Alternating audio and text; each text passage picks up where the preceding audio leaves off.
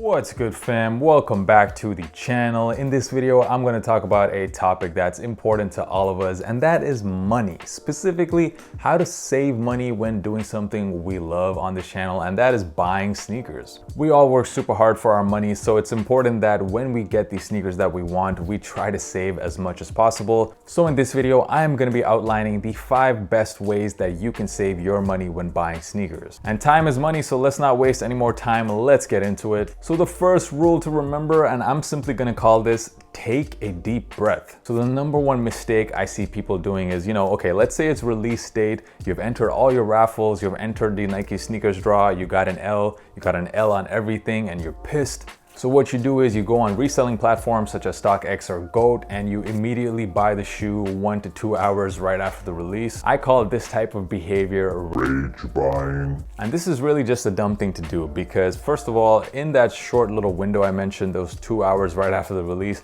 that is usually when all these rage buyers come in and push the price up. Meanwhile, all the people that actually cop the shoe for retail and want to resell, and let's face it, nowadays everyone is a reseller, these guys get their pairs in hand usually 2 to 3 days or maybe even a week after the release. And that is when a lot more stock enters the market and the prices start to come down. And honestly, especially this year, what I've noticed is that at least like 99% of sneakers usually come down in price a few days after the release. The one major exception being the Jordan 4 Off-White. That was pretty much the only sneaker that I saw this year that right after the release, it kept going up and up. But usually, like I said, 99% of cases, what happens is sneaker prices follow like a Nike swoosh pattern. So let's say this is release date. Right after the release, like a few days after, they start to dip a little bit before slowly kind of going back up. And it's in this dip period that you want to be buying shoes. So that's why right after the release, take a deep breath, don't buy anything at that moment. Wait a few days for the price to come down, and then that even allows you time to ask yourself, did you really want those shoes, or was it just your emotions? You got to take your emotions out of it when buying these shoes. So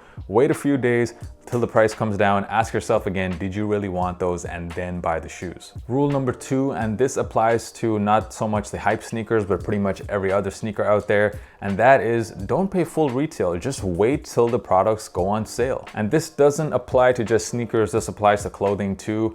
The problem with doing this is that usually when these products go on sale, they sell out very quickly. A lot of people are waiting for them to go on sale. So a tool that I personally use a lot to avoid this problem is ShopTagger. And they were kind enough to sponsor this video, and I was really happy about that because this is a tool that I have actually been using for a while. So ShopTagger, they're available both on Apple and Android devices, as well as desktop computers as a web extension. And the way it works is, let's say there's a pair of sneakers that you really want. So for example, here I have the Reebok Premier Road Moderns. And by the way, in my opinion, this might just be the most underrated sneaker that dropped so far this year. However, I have no interest in paying 200 euros for this shoe. I definitely want to buy these on sale. So this is where, very simply on my web browser, I just share this item to my ShopTagger app, and I will basically get immediately notified via email as soon as the sneaker goes on sale. The cool thing about ShopTagger is that it works on pretty much every retailer you can think of. I personally use them a lot to shop at my personal favorite retailer, and that is Uniqlo. If you guys follow me on Instagram, you know I wear a lot of Uniqlo products. So what I do is I'll go on the Uniqlo website, I'll look at all the items that I want to buy, and I will save all of these products to my list on ShopTagger. I have made a custom list here called Uniqlo. And yeah, I will get notified as soon as these products go on sale, so I save a lot of money that way. Also, let me know if you guys relate to this. Have you added an item to your cart and then on the checkout, you see like a little box there that says enter a coupon code? So then you go on Google, you look for coupon codes, and you try to save a bit of money that way. Well, with ShopTagger, you don't even have to do that. So if you are on your web browser, the app automatically lets you know if this particular website has any coupons that can be added. And on your phones too, you can go into the coupon section and see all of the different retailers that are currently offering coupons. And finally, if you needed even one more reason to download this app, as you can see, going back to this previous example of the Reebok Premier Road Moderns, the ShopTagger extension actually told me that this particular retailer offers a 5% cashback. So that's yet another 5% that I'm gonna save on the shoe just simply because of the ShopTagger app. So there's just so many ways that this app helps you save money. So I highly recommend you guys downloading it. The link to download the app is in the description of this video. Moving on to rule number 3, and I call this rule pick a number. And what that means is this is the maximum number of shoes that I am allowed to have in my rotation. As a sneakerhead, honestly, I will admit to this, it's even harder to give up a sneaker than to buy a sneaker, but I try to stay disciplined by applying this rule to myself. My personal number is 50, and I know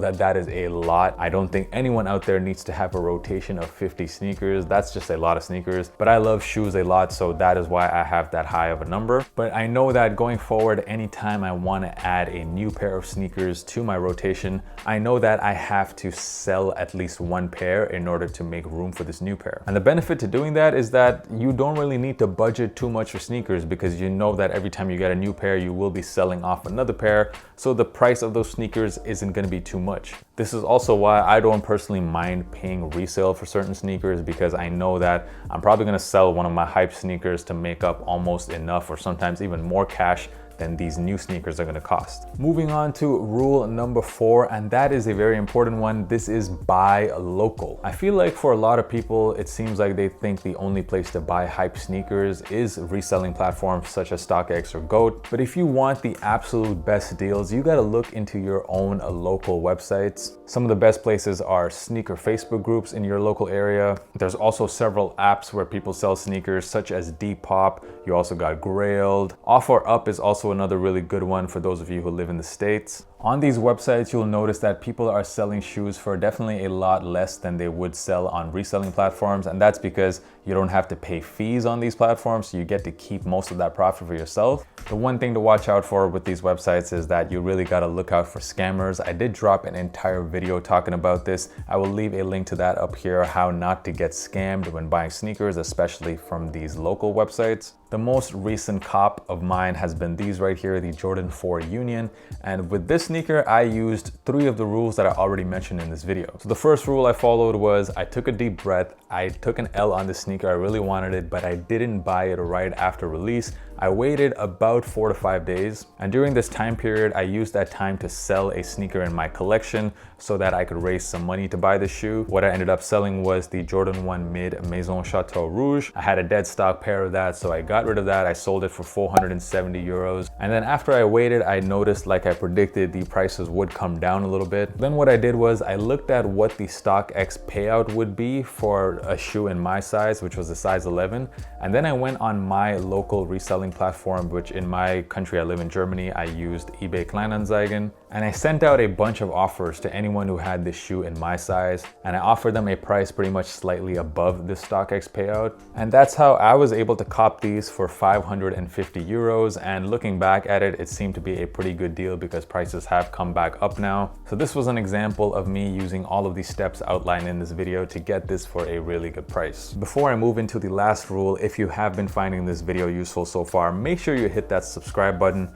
30K seems very, very close, guys, and I can't wait to hit that. So definitely hit that subscribe button. It helps out the channel. And of course, drop a like on this video so that YouTube algorithm pushes it out to a lot more people and a lot more people save money. And finally, the last thing I wanted to mention, rule number 5 is don't be afraid to buy gently worn sneakers. As you guys know, nowadays, there's a new hype sneaker releasing pretty much every single week. So what happens is people buy shoes, they wear them 2 or 3 times, and then they get bored of them. They already want to buy the next release. And because it is much more difficult to sell a pair of worn sneakers than a pair of brand new sneakers, what ends up happening is that on these local platforms that I mentioned, you will find people selling used sneakers, maybe worn 2 to 3 times, for significantly lower than a brand new pair. My personal rule is it has to be at least 8.5 out of 10 condition, otherwise I'm not really interested in it. I know a lot of people have a problem with wearing worn sneakers. I personally don't care, especially if it's in really good condition and I'm gonna be saving a lot of money. So just to summarize the 5 rules I mentioned in this video, I will push myself this way and we will look at the list here.